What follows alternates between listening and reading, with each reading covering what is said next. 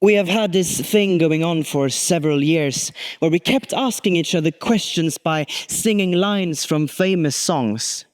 I don't remember when we started or how we started, but ever since it seems to have become our thing. And now when you're sick, I don't know how to cope or how to even approach you. So I did the only thing left in my power. You're tucked into bed, breathing with deep rattles. Can I lay by your side? Your nod was the confirmation I needed before I lay down beside you.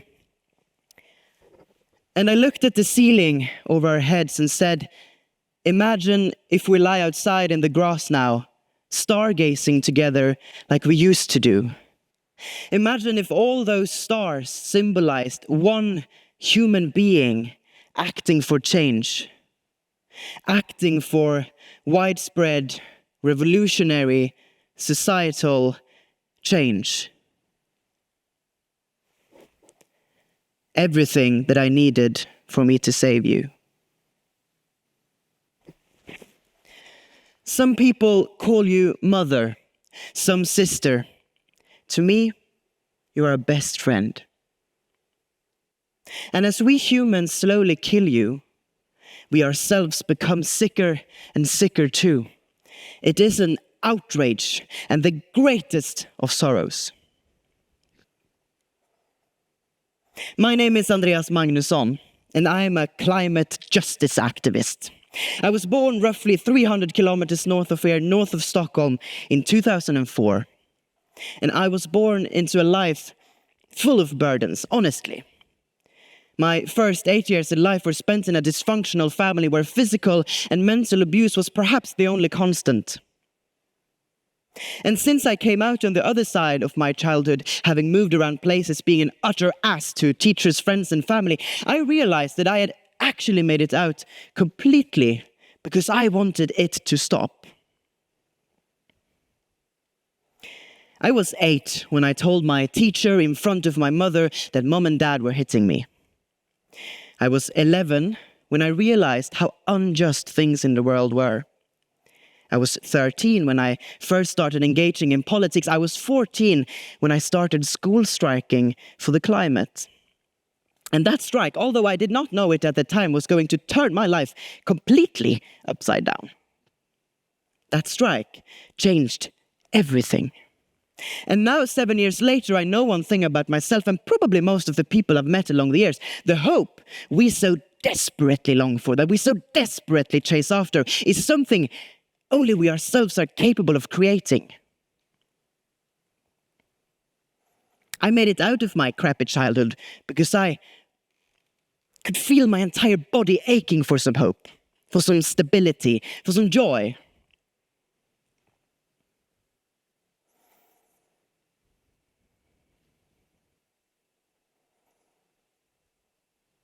And also, don't get me wrong, there were adults, teachers and so on who were really supportive, who really tried helping me.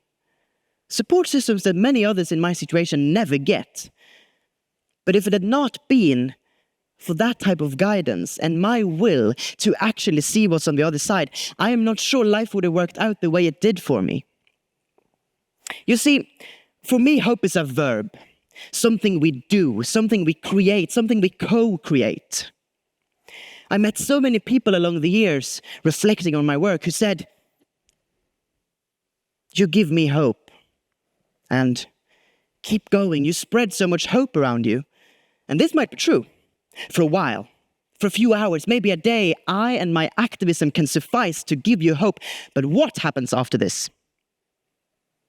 You start thinking about the world's shit again, realizing it still isn't much better and that you're not exactly helping to reduce the shit either. You feel hopeless again. As of today, Saturday the 30th of August 2025, when I'm delivering these exact words, our world, as we today know it, is torn apart by conflict. There is an ongoing genocide. Innocent people are finding themselves in conflicts and in wars in more places than in 80 years. Our democracy is under siege or collapsing in many parts of the world. And in some places, protesters are being classified as terrorists.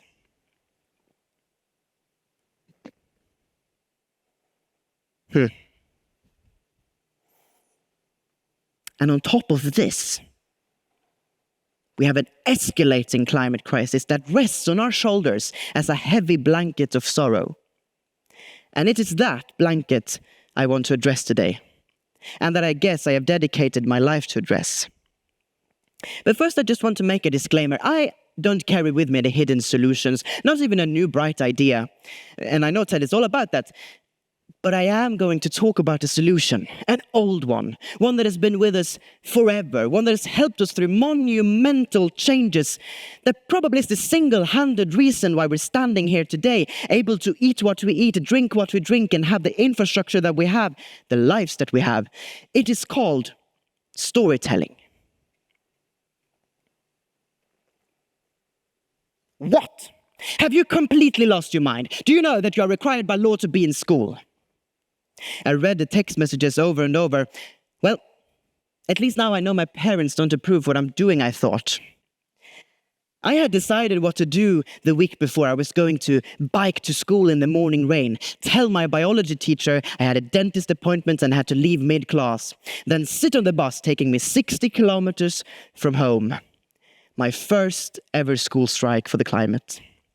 And there I was, feeling both petrified and weirdly excited. As I sat on the bus, I texted my teacher and said, I was not going to Djurås where the dentist was, I was going to Falun instead. I had never been to Falun alone before. I had never taken the bus that far from home before. And it all began when I scrolled through Greta Thunberg's Instagram, and in one of the comment fields, there was this woman named Sara. And she asked if anyone wanted to join her and do this climate strike in Falun the week after. And I said instantly and spontaneously, yes, let's do it.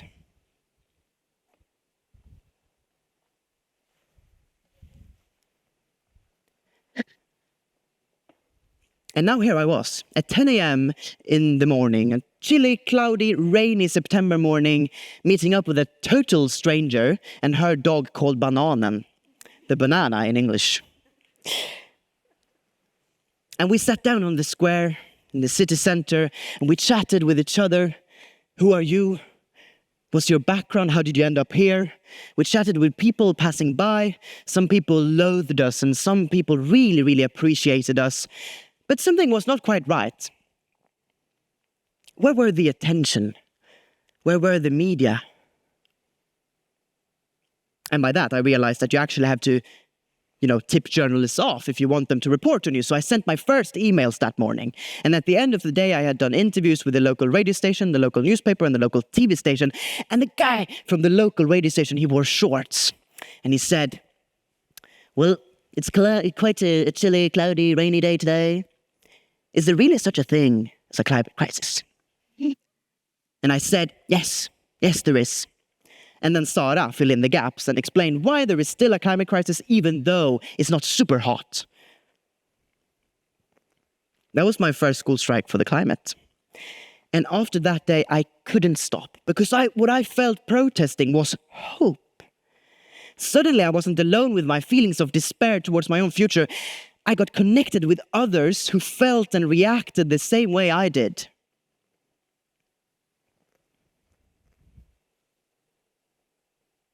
Hope is a verb. And doing something collectively makes that feeling of hope, that connectedness to hope last longer. You should definitely try it, if you haven't.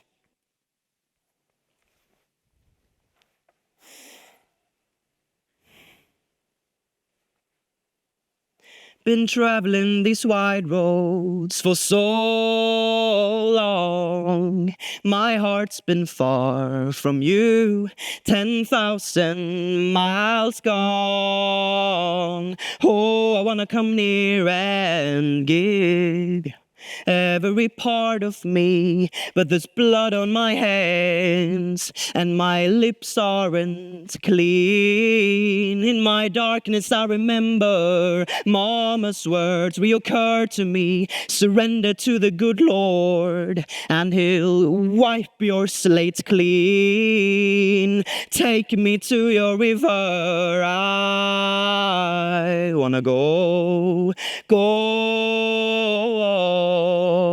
Take me to your river, I wanna know. You sang this song for me once by our favorite lake. I've carried it with me since. You are the most energizing, bloomy person I know. It's like flowers would sprout out of you at any time. You can chat on and on about the small details you noticed on the tube, or about the smallest of creatures you had just met in the forest. During the summers, there isn't a day when we're not swimming. Bad weather, what's that, honestly? At least, this is how it used to be. Now you're in bed and tired most of the time. The doctors can't explain what has happened to you. It's like the spark has gone out of you, and I miss it. I miss you. I miss biking at sundown and sitting on rocks in the forest listening to the birds wake up at break of day. But most of all, I miss my best friend. They say it is climate-related, something new, something unheard of, something terrible.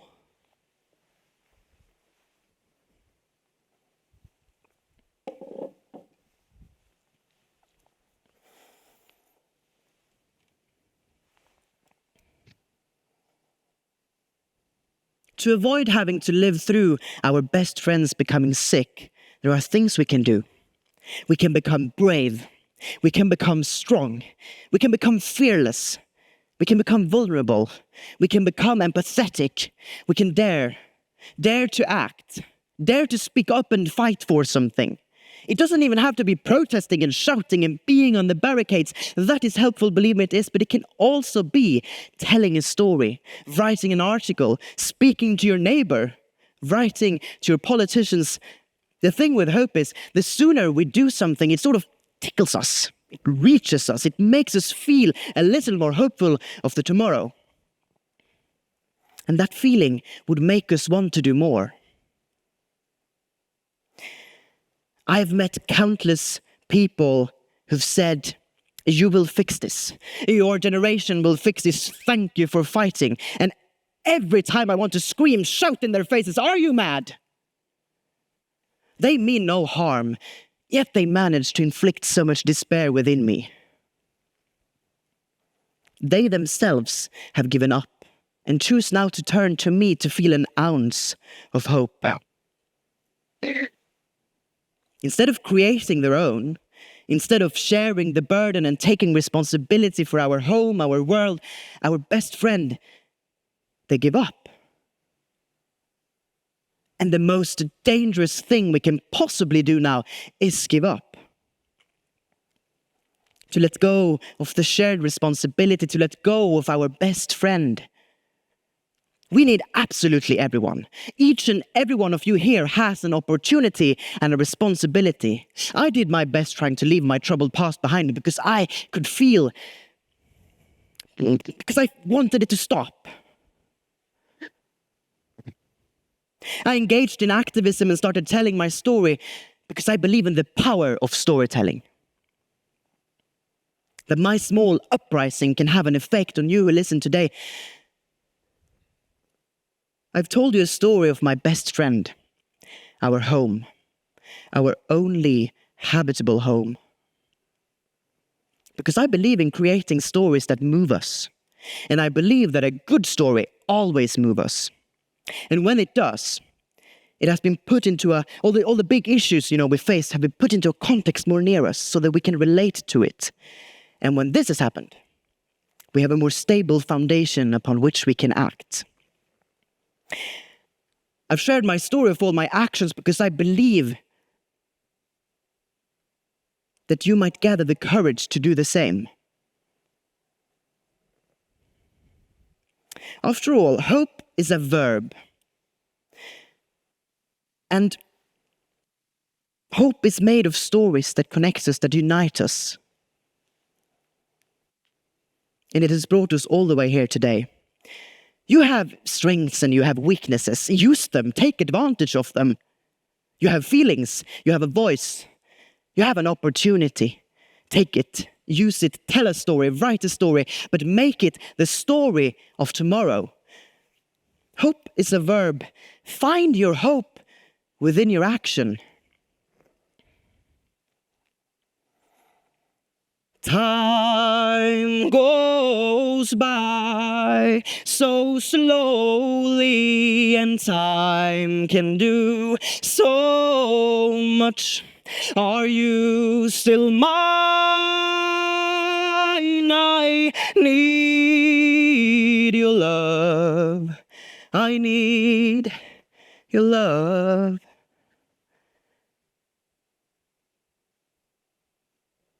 We all need your love.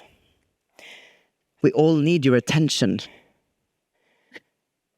We all need you to dare to act in order to find the hope you long for, because daring to act creates the hope you long for.